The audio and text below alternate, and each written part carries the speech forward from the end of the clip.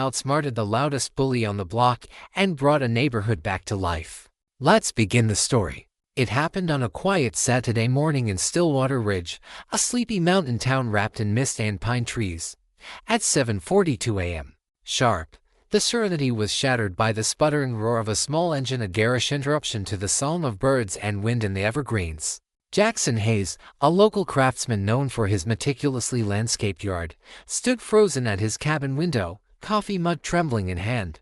What he saw made the blood drain from his face. HOA Karen, the clipboard-wielding, power-hungry queen of the Ridge's Neighborhood Association, was barreling through his front yard in her customized teal ATV, blasting Bon Jovi like it was 1987. But it wasn't the music that hit Jackson like a punch to the gut.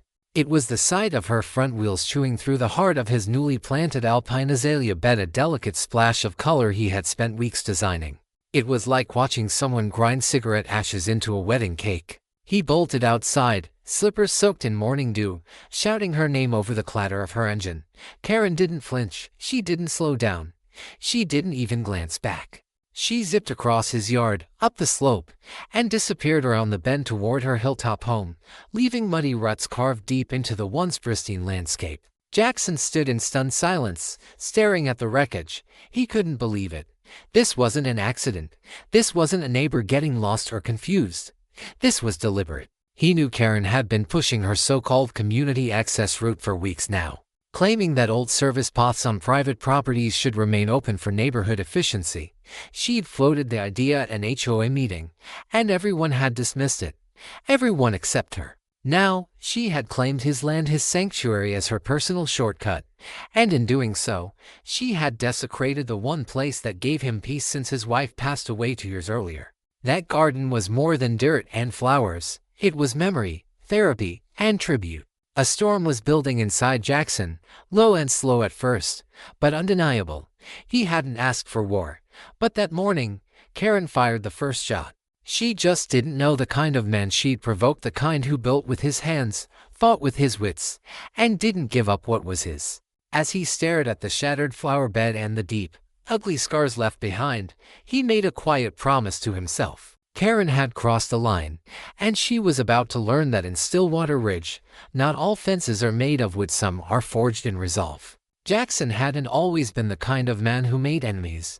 After retiring from his career as a structural engineer in Denver, he moved to Stillwater Ridge for one reason: peace. He bought the cozy frame cabin at the edge of the woods and, over time, purchased the vacant lot next door. That lot had once been a utility cut through in the logging days, but it had long since reverted to nature, overgrown and forgotten. With some elbow grease, patience, and dozens of trips to the local nursery, Jackson turned the rugged patch of dirt into something extraordinary: a tiered garden of native wildflowers, mossy stones, and a handcrafted stream trickling into a koi pond beneath a red cedar bridge. It became his sanctuary, the one place where he could still hear his late wife's laughter in the wind. He built it not just for beauty but for healing, and that made Karen's invasion feel personal, violent, intimate. Stillwater Ridge didn't have sidewalks or big city drama. It was the kind of place where neighbors waved over split rail fences and left baskets of tomatoes on each other's porches. But Karen had always been different. She lived 3 houses up the ridge in a sprawling colonial with vinyl shutters and solar garden gnomes. Everyone knew her not because they liked her, but because she made herself known. She'd once issued a written complaint because someone hung laundry on a line visible from the road. She called emergency services when the Stevens kids painted their treehouse without HOA color approval. And now, her new obsession was that damn shortcut. Karen had recently acquired a souped-up teal Polaris Ranger, her version of suburban dominance. She zipped through the neighborhood like a queen in a chariot, Bluetooth speaker blasting hair metal, smiling like she was doing everyone a favor. Apparently, detouring around the cul-de-sac like normal folks wasn't efficient enough, so she decided Jackson's private garden and the former path that ran beneath it was now community property. The first time Jackson saw the tire marks, he thought it had been a deer slipping in the wet loam, maybe a kid on a dirt bike. He patched the damage with some fresh mulch and thought nothing of it. But the next morning, they were back, deeper, more defined. That night, Jackson quietly mounted a trail cam near the pond, hoping to catch the culprit. What he saw the next day made his jaw clench. Karen, sunglasses on, teal vehicle slicing through his garden like she owned it. She even honked as she passed the camera, grinning like a teenager skipping class. At first, Jackson gave her the benefit of the doubt. Maybe she didn't realize it was private property. Maybe it was a misunderstanding. But the footage didn't lie. And Karen, she wasn't confused. She was claiming territory, like it was her right. Jackson had always believed in kindness first, but now he understood that kindness, when met with entitlement, looked like weakness. He wasn't just going to ask Karen to stop. He was going to make sure she couldn't continue. The next morning, Jackson rose early. He skipped his usual quiet routine and stood at the edge of his garden, waiting.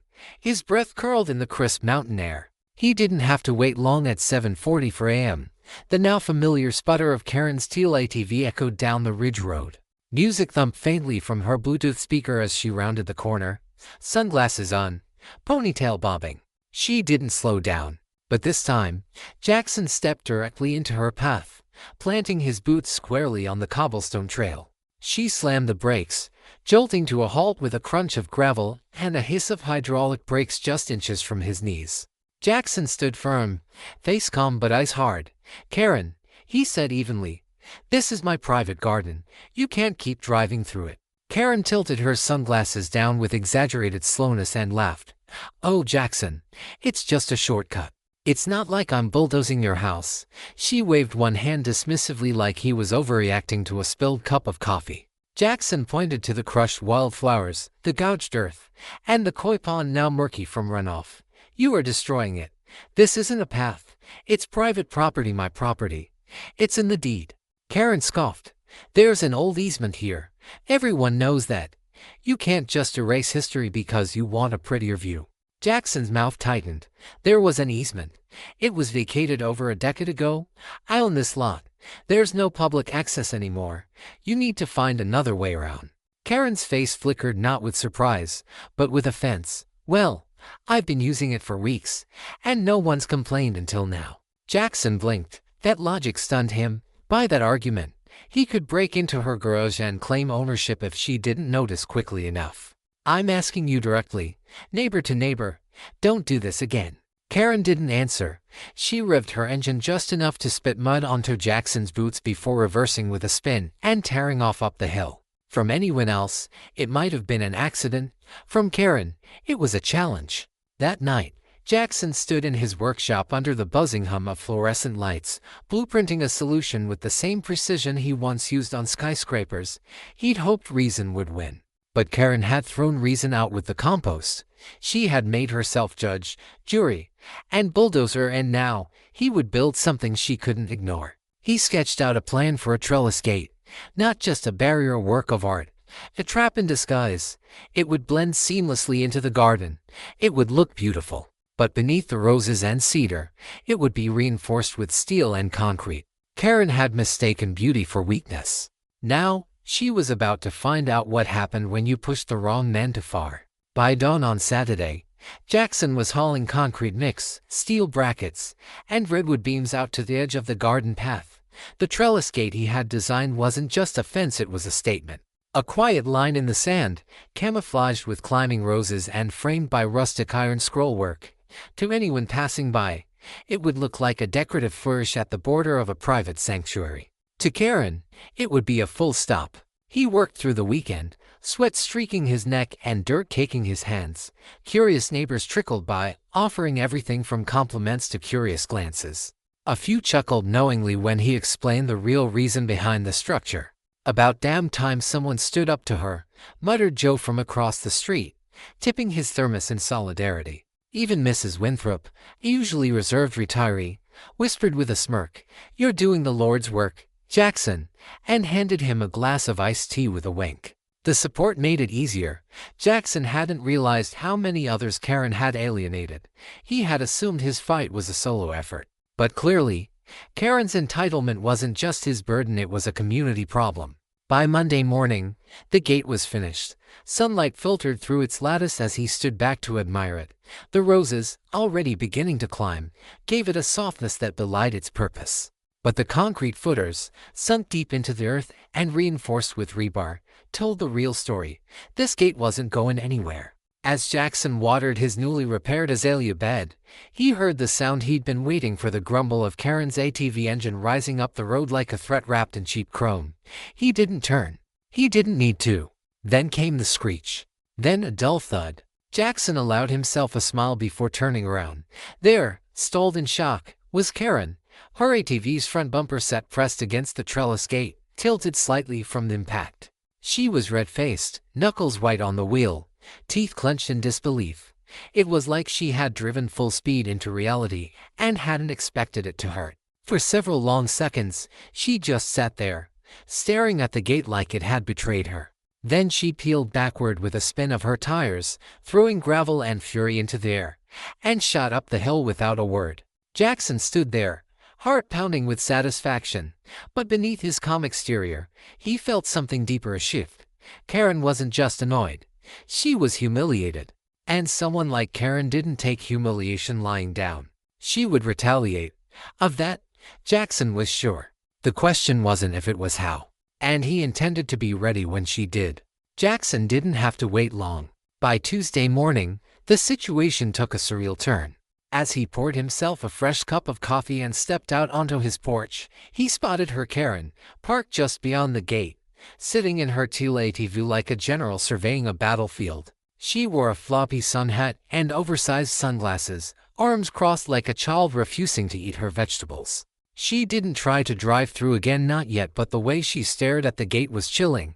Not confused, not frustrated, calculating. Then, without a word, she got out. Jackson watched from the porch, arms folded. Karen marched up to the trellis and began shaking it with both hands. The roses trembled violently, petals fluttering to the ground like wounded butterflies. The structure, anchored by over 200 pounds of concrete and to rebar cages, didn't move an inch. Jackson sipped his coffee with quiet satisfaction, but Karen wasn't done. She stomped back to her ATV, rummaged through the back, and returned with a thick black marker and a rolled-up piece of paper. She furiously scribbled something, then slapped the paper onto the gate with a long strip of duct tape. When she left, Jackson approached to read the note. Private property violation. Remove illegal structure immediately. Concerned citizen. He laughed out loud. The audacity was almost impressive. Not only was she completely wrong, she thought an anonymous note could override a legally documented property line like HOA law trumped actual law. That evening, Jackson removed the sign, photographed it, and saved it in a folder on his phone labeled Evidence of Karen. Something told him this was just the beginning. The very next day, it escalated. Dave Winslow, a neighbor from 2 cabins over, knocked on Jackson's door holding a sheet of printer paper, barely able to contain his laughter. "She's handing these out door to door," Dave wheezed, waving the paper. "You have to read this." Jackson scanned it. It was a flyer badly formatted and riddled with typos claiming that Jackson had blocked a historic community access route and was endangering elderly residents and emergency preparedness. It even included a blurry picture of her ATV and a hand-drawn map that looked like it was made by a bored child with crayons. Jackson felt his anger simmer, but not in the way it had before. This time, it came with clarity. Karen had moved from trespassing into slander. She was weaponizing rumors, twisting facts, and dragging him into a public feud. But he wasn't going to play her game. He was going to win it by outsmarting her at every turn. He spent the rest of the evening printing copies of his property deed and an official survey plat from the county recorder's office. The documents clearly showed the lot was his. The easement had been vacated years ago, and Karen had no claim to anything but her own overgrown lawn. If she wanted to make this public, he'd make it official. And unlike Karen, his paperwork actually meant something. The next few days passed in an eerie silence. Karen didn't appear on the road. Her ATV was parked crookedly in her driveway, covered with a tarp like it had been put in timeout. Jackson kept his guard up, waiting for the next blow, and it came. Right on schedule. It was Thursday morning when he noticed the teal vehicle circling his property again. Only this time, Karen wasn't alone. A man sat beside her, wearing khakis, a tucked-in polo, and carrying, of course, a clipboard. He was scribbling furiously, his brow furrowed in exaggerated concentration as the ATV crept slowly past the trellis gate. It felt less like a neighborly inspection and more like a low-budget stakeout. Jackson turned on his front porch camera feed and zoomed in. He had installed the surveillance system discreetly weeks ago, and now it paid off in high-definition clarity. By afternoon, there was a knock at the door. Jackson opened it to find Karen and her clipboard companion standing on his front step. Karen looked triumphant, her posture stiff, chin lifted high, like she was presenting a royal decree. "This is an official notice," she declared, holding out a piece of paper that looked like it had been made in Microsoft Word and printed at a gas station. "You're in violation of community access ordinances. This gate must come down immediately." Jackson didn't move to take the paper. Instead, he looked at the man beside her. "You with the HOA?" The man fumbled. I've been asked to evaluate the situation." "Do you work for the city?" "No, but do you have any credentials?" The man fell silent. Karen bristled. Jackson stepped aside just long enough to reach for a neatly organized folder on his hallway table. He opened it calmly and unfolded the property plat, signed, sealed, and stamped by the county. "This is my land," he said flatly, holding it out where they could both see. "No easement, no public access, and no, this gate isn't going anywhere." Clipboard guy blinked, leaned in, and muttered, yeah, this looks pretty official." He took a cautious step back. "I'll need to check with someone." Karen's lip twitched. "This isn't over," she hissed as her backup retreated faster than a scolded child. Jackson didn't say another word. He didn't have to. But when the door closed, he didn't feel victorious, not yet. Karen had just tried to pass off a forged inspection with a fake authority figure. That crossed the line. She wasn't just a nuisance anymore. She was a liability. That night, Jackson composed a measured email to the Stillwater Ridge HOA board. Attached were time-stamped video clips showing Karen vandalizing the gate, shaking the structure, and attempting to serve fake legal notices with a man who clearly had no authority. He included the deed, the plat, and a summary of every incident so far. He didn't accuse. He didn't rant. He simply asked the board for clarity and guidance. He knew exactly what he was doing. Karen wanted a war of opinions. Jackson was giving her a war of facts. By the time the whole board issued their official response, the air in Stillwater Ridge was practically buzzing with anticipation. The email, sent to every resident on the loop, was direct and devastating to Karen's cause. It stated in unambiguous terms that Jackson's property boundaries were valid and legally documented, that no easement existed across his garden, and that any attempts to interfere with his property would be met with fines and possibly legal action. Jackson's name was cleared in a single click. And Karen, she was publicly humiliated. But, as Jackson had come to expect, she didn't retreat. She retaliated. It started just before dawn on Saturday. Jackson was jolted from sleep by a sharp clang, followed by a low grunt and the high-pitched screech of metal on metal. He jumped from bed and raced to the window. There she was. Karen, wearing neon green leggings and a hoodie that screamed apocalypse gym rat, stood outside the trellis gate. Bolt cutters clamped around the padlock. Her clipboard accomplice was with her again, acting as a jittery lookout, constantly glancing up and down the quiet street. Jackson's blood boiled, but he didn't rush outside. Instead, he grabbed his phone, opened the security app, and made sure every camera angle was rolling. He even hit the live stream button, uploading the footage in real time to the cloud. He wasn't going to stop her this time. He was going to catch her. Karen's first squeeze barely dented the lock. Her second attempt chipped the bolt cutter. She snarled something unintelligible and tried a third time, throwing all her weight behind it. With a final loud crack, the lock snapped. She let out a victorious, unhinged cackle and flung the gate open like she was storming a castle. "Let's go," she barked to her companion. They both hopped into the ATV. Karen gunned the engine and launched forward, tires spinning. Jackson didn't even blink, because he had a surprise waiting. As the vehicle crossed the path just beyond the gate, a line of concealed spike strips hidden beneath decorative mulch popped up, triggered by pressure sensors. All four tires hissed violently as they were instantly punctured. The ATV jolted, wobbled, and slumped sideways like a wounded animal. Karen screamed in disbelief. Her passenger leapt out, staring at the flattened tires in horror. Karen lost it. She pounded the steering wheel.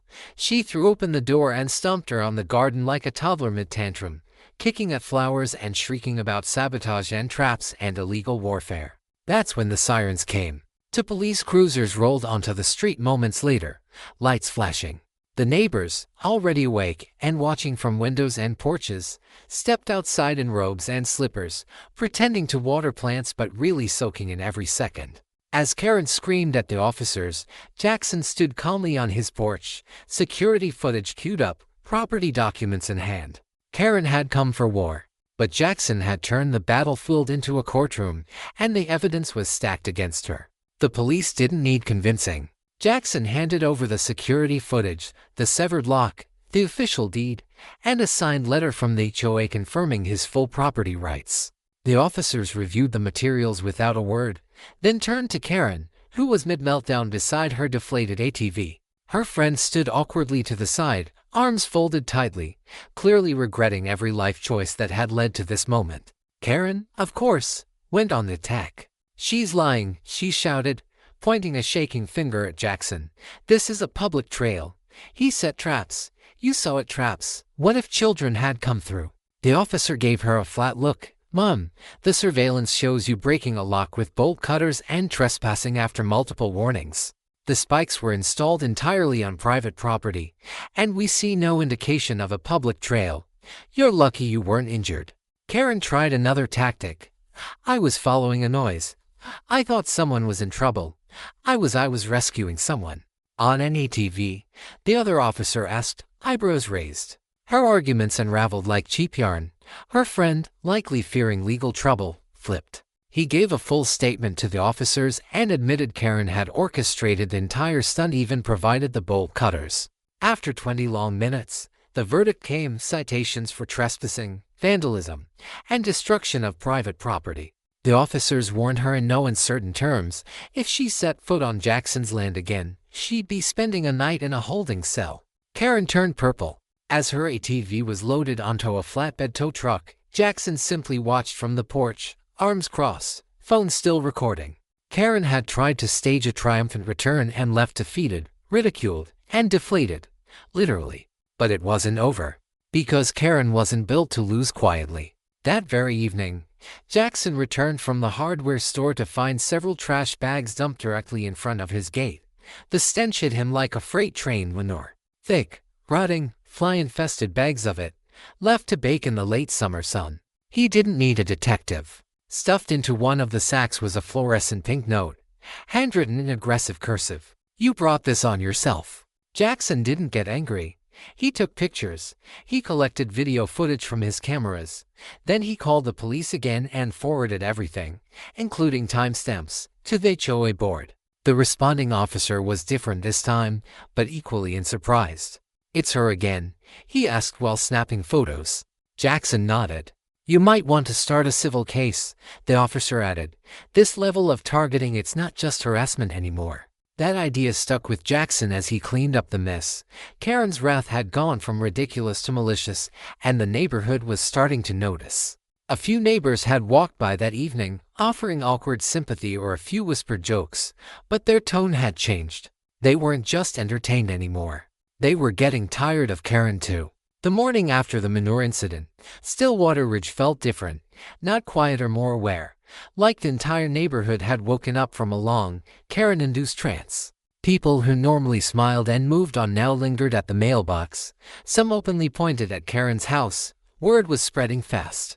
And Jackson didn't have to lift a finger, because Karen couldn't stop herself. That evening, just as the sun dipped behind the pines and bathed the ridge in golden light, Karen struck again, but this time, it was theatrical. She and two of her most gullible allies paraded up the main sidewalk, hammering cheap, laminated signs into public grass like it was a political campaign.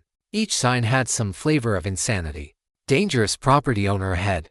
Gate installed illegally." And the best one, "Golf cart hater zone." Jackson stood on his porch, arms crossed, watching the madness unfold. Some neighbors laughed. Others rolled their eyes. But a few newer residents looked confused and certain if they walked into a turf war or an HOA soap opera. That's when Jackson decided to end it. He calmly walked down to the sidewalk, carrying a folder thicker than Karen's sense of entitlement. Inside, property deeds, police reports, photos, and official HOA letters, everything neatly labeled. He offered copies to anyone who wanted one. "I just want the truth to be clear," he said to the small group that had gathered. "This is about property rights, not whatever this is." He didn't raise his voice. He didn't insult Karen. He just told the story with evidence. And that was it. By morning, the signs were gone. Not by Jackson's hand, by the neighbors. Mrs. Jensen from down the block, a retired school principal with a biting sense of humor, reportedly yanked 3 out before breakfast. She was later spotted handing out homemade lemon bars with a grin. Then came the real turning point, an emergency HOA meeting, called in response to a wave of complaints about Karen's behavior, not just from Jackson, but from over a dozen residents. Jackson attended, of course, but he didn't say much. He didn't need to. One by one, neighbors stood up and shared their own stories. Karen finding someone for unauthorized patio furniture. Karen threatening a family for installing a little free library. Karen yelling at a teenager for skateboarding too aggressively. It was a pattern, not a rivalry. When it was finally Karen's turn, she stood, trembling with indignation, and launched into a furious, off-topic rant about losing traditions, mob mentality, and her sacred right to drive wherever she pleased. No one clapped. No one agreed. The whole president or reserved, no-nonsense woman named Marla Cunningham waited patiently. Then she read the board's decision. Karen would be fined the maximum allowed under HOA bylaws. She was placed on probation for repeated harassment and public disturbance. Any future violations could result in forced removal from the association. There was a beat of stunned silence. Then, softly but unmistakably, came the sound of applause. Karen stormed out of the meeting, bumping a chair on her way and muttering something about conspiracies and ungodly persecution. But the message was clear: the neighborhood had had enough. And the clipboard queen's reign. It was over. It happened quietly, not with another tantrum, not with a final shriek of defiance, but with a for sale sign. 2 days after the emergency HOA meeting, a massive, tacky sign appeared on Karen's lawn. It had flashing arrows, bright pink letters, and a cartoon rendering of her house that looked like it had been drawn by a caffeinated toddler. The wording was laughable. Charming home and vibrant, high-spirited community. The neighborhood knew better. Word spread fast. Karen was leaving. Neighbors whispered about escalating fines, mounting complaints, even a rumored HOA lawsuit on the horizon. But the truth didn't matter much anymore. What mattered was that she was finally packing up. Jackson watched from his porch as the moving trucks rolled in. A week later, Karen barked orders at the crew while loading her chipped furniture and deflated ATV, now stripped of all pride. The pink duct tape note she once left on Jackson's gate had long since been filed away in his evidence Karen folder, now nearly an inch thick. He didn't gloat. He didn't need to. Because peace didn't scream, it settled. As Karen's van rolled off into the distance, a ripple of joy spread through Stillwater Ridge. Neighbors emerged with cold drinks and folded chairs, not to help, just to watch. Someone even played celebratory music from their front yard. Mrs. Jensen brought out a folding table with cupcakes labeled by Felicia. Jackson, for the first time in months, worked in his garden with no interruptions, just the sound of bees humming, birds chirping, and the soft burble of the koi pond. He replanted what had been trampled. He rebuilt what had been torn down. And then he added something new, a small wooden plaque, gifted by his neighbors, hand-painted in bright mountain colors. Private paradise, no golf carts allowed. He hung it proudly over the trellis gate, the same one Karen once tried to storm with bolt cutters. Then, a few days later, they came. Mike and Claire, the young couple who bought Karen's house. They arrived with warm smiles, a golden retriever named Beans, and a box of homemade muffins. Within minutes, they'd asked about the garden, the trails, and whether they could help with the neighborhood's stalled community garden project, the very one Karen had blocked for years. Jackson felt a weight lift. These weren't just new neighbors. They were a new beginning. That month, Stillwater Ridge transformed. Cookouts returned. Kids rode their bikes without being scolded. Conversations stretched past dusk. And at Jackson's garden, now thriving with sunflowers and lavender, something even more beautiful bloomed: connection. He hosted a small garden party beneath the trellis gate that started it all. The entire street came. Music played. Lights twinkled. Stories were swapped. And laughter, real, healing laughter, filled the air. Toward the end of the night, Jackson stood by the koi pond, watching the lights reflect off the water. For the first time, the garden didn't feel like a battleground. It felt whole. Karen had left scars, yes, but in defending his peace, Jackson had uncovered something even more powerful: a united community that stood together when it mattered most. Stillwater Ridge didn't just survive the storm, it bloomed because of it. Lesson for the audience. When faced with entitled behavior and unjust intrusion, it's easy to be consumed by anger or drawn into petty retaliation. But the real power lies in standing your ground with patience, intelligence, and integrity. Jackson didn't win by being louder, he won by being smarter, calmer, and relentlessly prepared. The lesson: in a world full of Karens, be a Jackson. Let your boundaries be firm, your proof be undeniable, and your response be rooted not in revenge but in quiet, unshakable strength. When you protect your peace with dignity, even the most disruptive forces eventually remove themselves, and what's left behind can grow into something stronger, more beautiful, and more connected than ever before. Would you like a title for the story next?